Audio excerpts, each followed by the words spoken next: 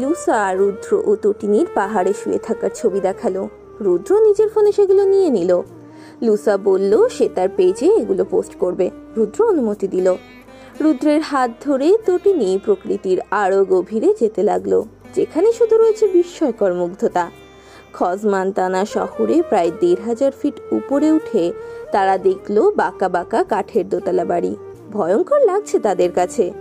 ওরা পাহাড় কেটে ঘরগুলো সোজা করতে পারত, কিন্তু প্রকৃতি ক্ষতি সাধন করেনি, বরং পাহাড়ের আদল অনুযায়ী নিজেদের পছন্দের কাজগুলো করেছে তারা।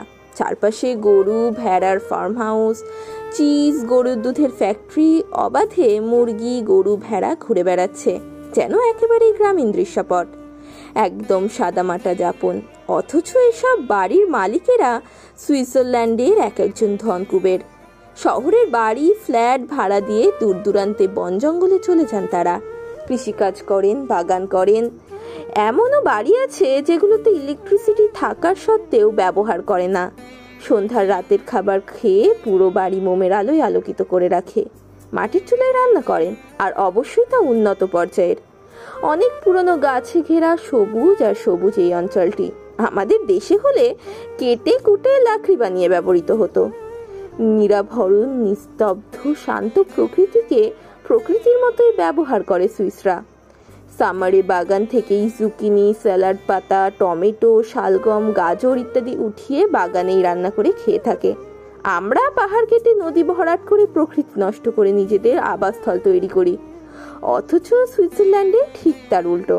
সুইজারল্যান্ডের আদিবাসীরা কতটা নৈসর্গিক আর নিরিবিলি জীবনযাপন করে, নিজের চোখে না দেখলে তা বিশ্বাস হবে না।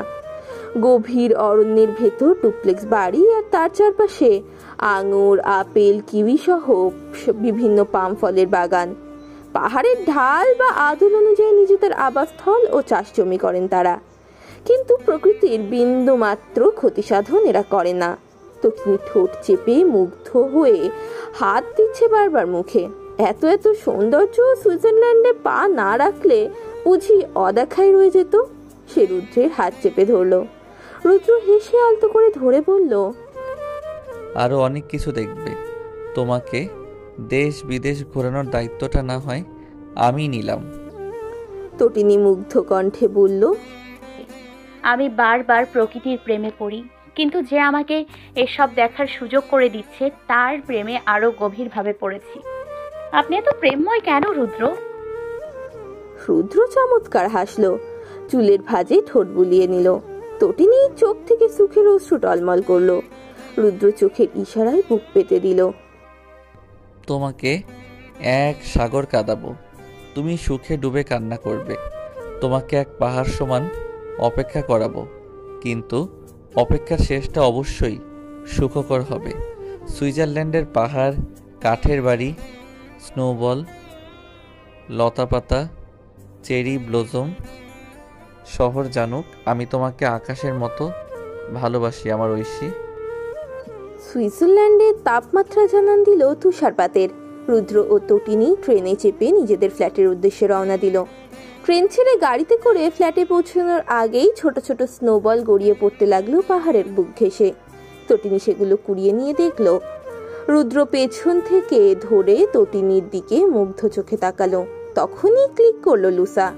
সে রুদ্র তটিনীর পিছু ছাড়েনি, কারণ তার মন বলছিল আরো সুন্দর সুন্দর পিক ক্লিক করতে পারবে সে। রুদ্রকে পিকগুলো দিয়ে সে চলে গেল। রুদ্র তটিনীকে টেনে গাড়িতে ওঠালো। মুগ্ধ চোখে দেখছে সে তটিনীকে। রুদ্র নিজের জ্যাকেট খুলে পরিয়ে দিয়েছে তাকে, ফলে রুদ্রের জমে যাওয়ার মতো অবস্থা। মাঝে মধ্যে সে তটিনীর দিকে চোখ গরম করে তাকাচ্ছে, বিনিময়ে তটিনী হাসি ফিরিয়ে দিচ্ছে। রুদ্র সেই সুন্দর হাসি দেখে রাগ দেখাতে পারে না আর, শুধু নিজের সাথে জড়িয়ে উষ্ণতা নিয়ে বলল, আমি যদি জ্যাকেট না আনতাম তো তুমি তো জমে যেতে এতক্ষণে। গাড়ি স্পিড তুলে ছুটেছে। ফ্ল্যাটের সামনে থামতেই রুদ্র ও তটিনী দৌড়ে বাড়ির গেটের দিকে দৌড় দিল, তারপর লিফটে করে তাদের ফ্ল্যাটের দিকে। উষ্ণতা নিয়ে রুদ্র যখন কাছে এলো, তটিনী তখন আবেশে নিজের সাথে জড়ালো তাকে। বাংলাদেশ থেকে একের পর এক কল দিচ্ছে রূপান্তর। ইতিমধ্যে লুসা পোস্ট করেছে তাদের পেজে। সাথে ট্যাগ করেছে রুদ্র ও তটিনীকে। রূপান্তরে রীতিমতো হা হুতাশ হচ্ছে। তার বান্ধবীটা এত স্বার্থপর, শেষমেশ তাকে না রেখে বা তাকে না নিয়ে সুইজারল্যান্ডে মধুচন্দ্রিমা সেরে নিল। নিজের সাথে এমন অন্যায় এর জন্য গুরুত্বপূর্ণ মিটিং বসাবে সে। তটিনী একবার শুধু বাংলাদেশে ফিরুক, সে ছাড়বে না একদম। তাকে রেখে ঘোরাঘুরি। পরক্ষণেই রূপান্তরের মনে হলো তটিনী বিবাহিত, হাজবেন্ডের সাথে ঘুরতেই পারে। সবখানে তো বান্ধবীদের নিয়ে যাওয়া সম্ভব নয়, কিন্তু হাজবেন্ড নিয়ে ঘোরা সম্ভব। মনে মনে সে ভেবে নিল অনেক কিছু। চেরি ফুল দেখতে ভীষণ সুন্দর। জাপানি মেয়েদের সৌন্দর্যের রহস্য লুকিয়ে আছে এই বিশেষ ফুলেই। বহু প্রাচীনকাল থেকেই রূপচর্চায় জাপানে ব্যবহার করা হয় চেরি ফুল। জাপানিদের কাছে চেরি ব্লসম একটি ক্ষণস্থায়ী এবং আভিজাত্যের প্রতীক। জাপানিরা সীমিত ফুলের সময়কালে চেরি ব্লসম গাছকে উদযাপন করতে এবং লালন করতে ভালোবাসে, এবং অনেক লোক হানামি নামে পরিচিত ফুল দেখার পার্টিও আয়োজন করে থাকেন। সে দেশে চেরি ফুল সাকুরা নামে পরিচিত। জানুয়ারি থেকে মে পর্যন্ত জাপানে ফোটে এই চেরি ফুল। সবচেয়ে বেশি ফোটে মার্চ এপ্রিলে। সেই কারণে সেখানে বসন্তের দূত বলা হয় চেরি ফুলকে। জাপানি শব্দ হানামির অর্থ সবাই মিলে চেরি ফুলের সৌন্দর্য উপভোগ করা। প্রতি বসন্তে স্থানীয় বিদেশি দর্শনার্থীরা জাপান জুড়ে উদ্যানগুলিতে চেরি ফুলের সৌন্দর্য উপভোগ করে থাকেন। জাপানিরা অধীর আগ্রহে অপেক্ষা করেন চেরি ব্লসম মৌসুমের আগমনের জন্য। লাখ লাখ পর্যটক এই সময় জাপানে ভ্রমণে বের হন। আবহাওয়ার কারণে সব শহরে যদিও একই সময় ফুল ফোটে না, হরেক কিসমের রঙের হলেও হালকা গোলাপি বা প্রায় সাদা চেরি ফুলটাই সবচেয়ে বেশি জনপ্রিয়। জাপানি সাহিত্য ও শিল্পে বসন্তের দূত হিসেবে বিখ্যাত এই ফুল। সুইজারল্যান্ডে এখন এপ্রিল মাস। চেরি ফুল ফুটে গেছে ইতিমধ্যে। সুইজারল্যান্ডে খুব কম সংখ্যক চেরি ব্লসম রয়েছে যদিও।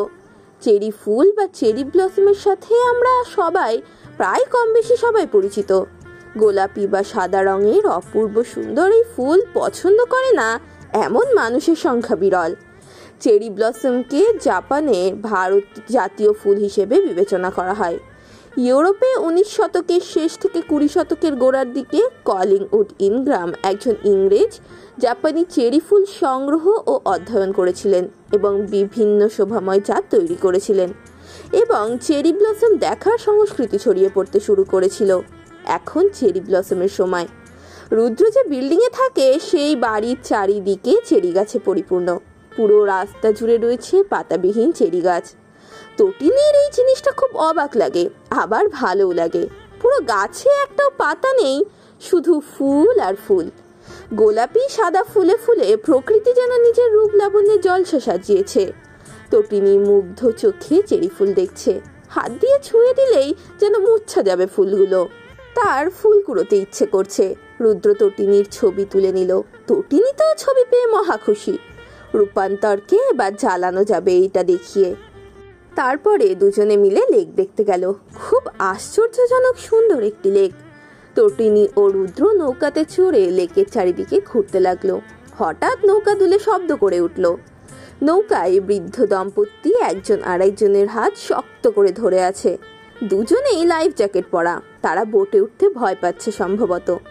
নৌকার চালক খুব যত্ন করে তাদের নিয়ে বসালেন। বৃদ্ধ দম্পতির চোখে অপার আনন্দের ছোঁয়া। মনে হচ্ছিল কোনো রকম ঝড়ঝাপটা ছাড়া খুব আনন্দে কেটেছে তাদের পুরোটা জীবন। এই বৃদ্ধ বয়সেও দুজনের মধ্যে কি মিল, কি প্রেমময় তাদের সম্পর্ক। একজন আরেকজনের হাতও ছাড়ছে না। শীতকালের ঝিরিঝিরি বাতাস গায়ে লাগছে। লেকের চারিদিকেও রয়েছে চেরি ফুল। চেরি ফুলের সৌন্দর্য পানিতে যেন আরো সুন্দর করে ফুটে উঠেছে। তটিনীর চোখে এক অন্যরকম আনন্দ ঝিলমিল করছে। রুদ্র মৃদু হেসে তার দিকে তাকালো। তটিনী নিজের অজান্তেই কেমন শান্তি বোধ করছে। পানিতে নিজের হাত ডুবিয়ে দিল সে। ঠান্ডায় যেন হাত জমে যাচ্ছে, তারপরেও বের করতে ইচ্ছে করছে না তার। রুদ্র পানিতে নিজের হাত ডুবিয়ে তটিনীর হাত মুঠো করে ধরল। এ এক অন্যরকম অনুভূতি। তটিনী খেয়াল করে দেখলো সেই বৃদ্ধ দম্পতিও সেম কাজটাই করছেন। জীবনের আসল সুখী হতে বেশি কিছু লাগে না। একটা ভালোবাসার মানুষই পারে জীবনের সব দুঃখ এক নিমেষেই উধাও করে দিতে। পৃথিবীতে এমন অহরহ মানুষ রয়েছে যাদের ছোটবেলা থেকে বড়বেলা কাটে অনেক কষ্টে, কিন্তু একটা সময় পর যখন তাদের প্রিয় মানুষ হয় তখন তারা সব দুঃখ ভুলে যায়।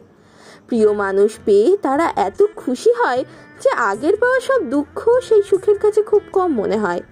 হাজার হাজার দুঃখ যন্ত্রণা নিরাময়ে খুব সহজেই একটি মাধ্যম হলো প্রিয় মানুষ। লক্ষ কোটি কারণের একটাই সমাধান। সুন্দর না বিষয়টা? রুদ্র ও তটিনীর লেক ঘোরাঘুরি শেষ হলো। তারা বৃদ্ধ দম্পতির সাথে কিছুক্ষণ কথা বলল।